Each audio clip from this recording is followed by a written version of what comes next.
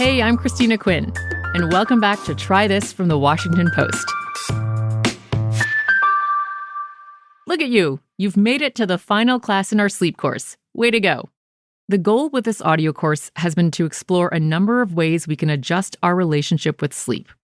I hope by accepting sleep as a bodily function, you'll let yourself loosen up a bit and shift focus away from what you can't control and instead consider what you can do in your waking hours to help yourself out at night.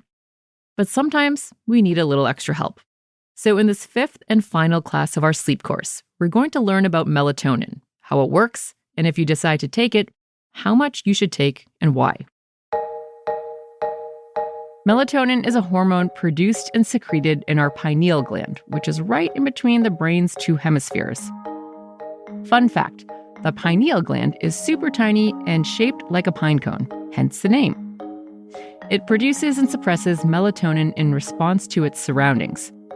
So during the day, our melatonin levels are very low, and as it gets closer to bedtime, those levels increase and make us feel sleepy.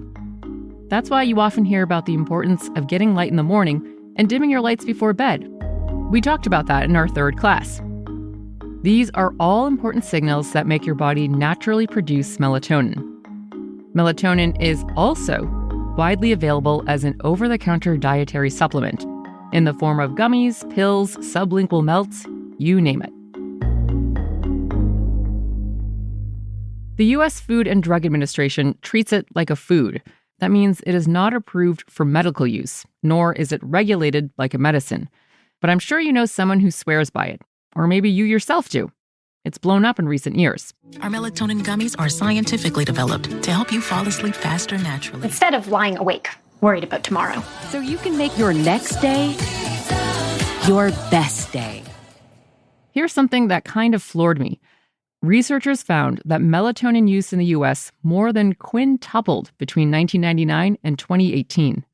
For this session, I've been speaking with experts who devote their time to studying sleep, circadian rhythm, and supplements. Keep in mind that we're not giving you clinical advice. We just want to provide you with knowledge and tools to help you sleep better. First, let's find out how melatonin works in our bodies.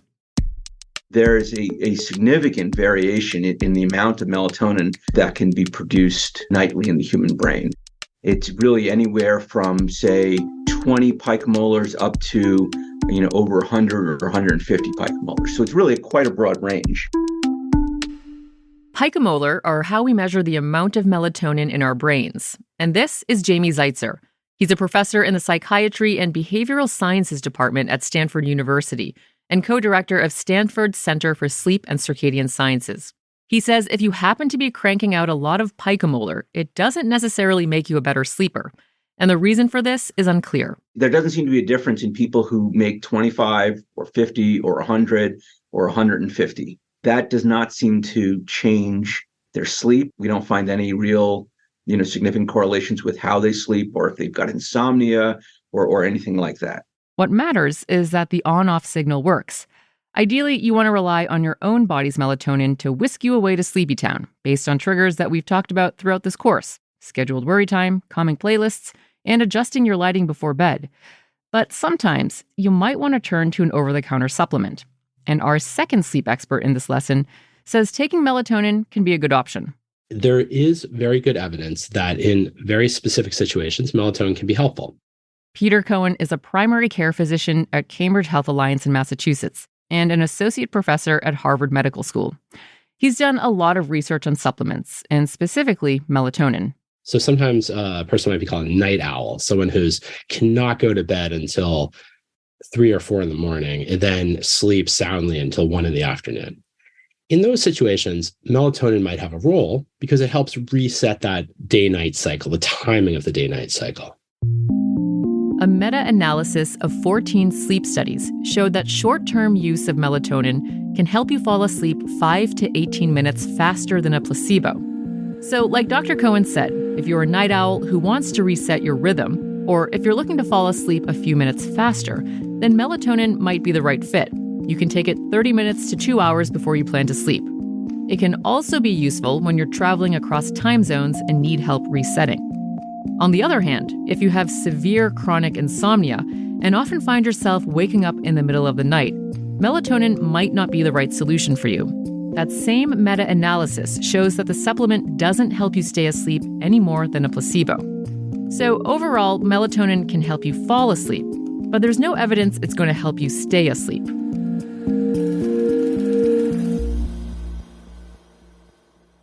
If you decide that melatonin is something you want to try or revisit, here comes another question to grapple with. Exactly how much is the right amount? When you set out to buy melatonin at the grocery store or health food store or wherever it is you get your supplements, you're likely to see doses of melatonin in amounts like 1 milligram, 3 milligrams, 10 milligrams, or even higher. But it turns out those levels aren't exactly a match for what our bodies produce on their own.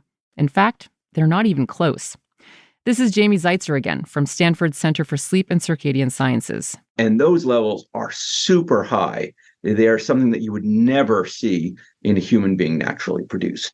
Remarkably, if you can take around 0.3 or 0.5 milligrams, that's physiologic replacement. And that's, in fact, even on the high side of physiologic replacement. A physiologic replacement mirrors what your own body produces. And Jamie is saying we should be taking doses much lower than what's lining the shelves in any pharmacy or supermarket. So what happens to our bodies when we take those 5 or 10 milligram doses, amounts much higher than what our pineal glands would naturally produce? We really don't know what it's doing, because not only is it acting on melatonin receptors like the lower dose does, but at these higher concentrations, they're acting also on dopamine receptors, benzodiazepine receptors, serotonin receptors. So all of these receptors aren't particularly sensitive to melatonin. But when you're using that much, well, that's enough to get a signal. And so at these higher doses, it might actually be that it's not just the activation of melatonin that's working, it's the activation of melatonin plus a little dopamine, plus a little serotonin, plus a little of the GABA system. This could explain why some people feel groggy the morning after taking a higher dose of melatonin. We're essentially flooding our system with a hormone that's firing off all these other receptors in our brains. And as Dr. Cohen puts it, that's not how hormones typically function. Almost every other hormone I can think of, if you give 2, 3 times, 10 times as much, you're going to quickly run into problems. For reasons that are not really clear, it doesn't appear that if you just give 2, 3, 4 times more melatonin than the usual amount, it's dangerous. If 4 to 5 times the amount of melatonin is not dangerous, why not give 50 times, 100 times more melatonin than our pineal gland usually excretes? It's worth noting that you can only get melatonin with a prescription in many other countries, like the UK and Australia. But again, here in the US, the FDA essentially treats melatonin like a food category and doesn't regulate it like it would a drug. And just like manufacturers could put in as much garlic into a spaghetti sauce that they want to when they're making it, and the ingredients, manufacturers of melatonin, remarkably, can put in as much melatonin into melatonin gummies or melatonin capsules as they want to. And that's sort of what's happened with this thinking that sky's the limit.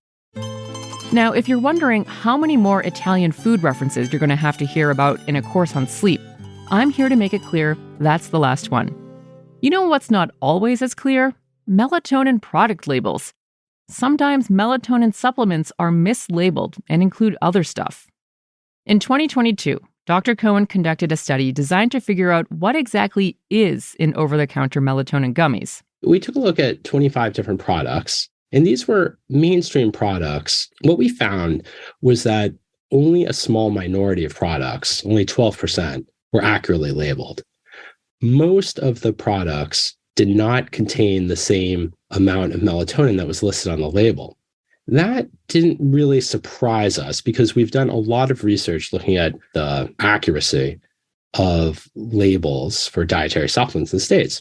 But what did surprise me was how often it was that the products had more melatonin, sometimes a lot more melatonin than listed on the label. Like in some cases, over 300% more. And that might not change anytime soon. Once something's widely available without a prescription at any corner pharmacy or supermarket and widely available on the internet, it's really hard to encourage companies to pursue research into the product because people already have access to it. So how do you know if the melatonin you're taking isn't laden with extra stuff?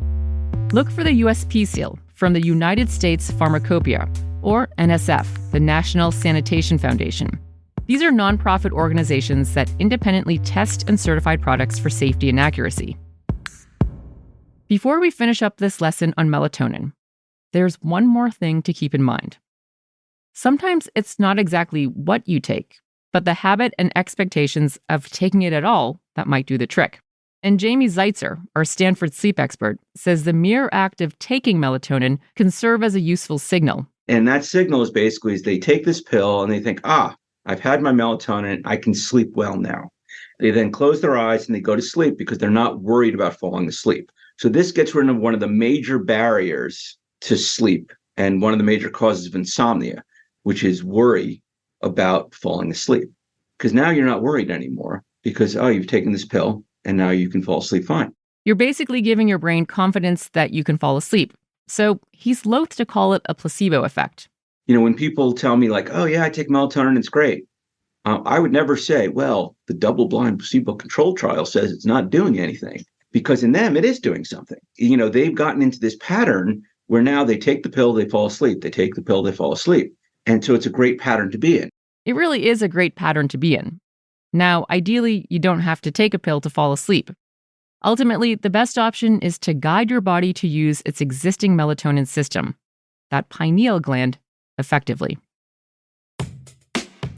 The goal of this audio course is to help you sleep better.